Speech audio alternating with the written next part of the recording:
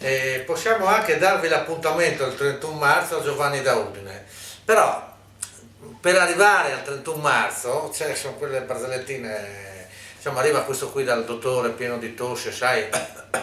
così, no dottore, questo ma pieno di tosse, non so se è una bronchite, facciamo una visita, venga qua, fa la visita, il controllo ai polmoni, sì guardi qua c'è una bronchite non bella, allora facciamo una cosa, lei adesso mi prende, per cortesia, lei adesso mi prende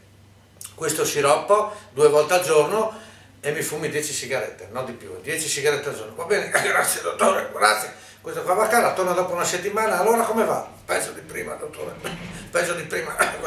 ma ha preso sciroppo, venga qua che l'ha visto, ma effettivamente, ma scusa, ma lei fuma 10 sigarette al giorno? Sì, ma quanto fumava prima? No, ma io non ho mai fumato.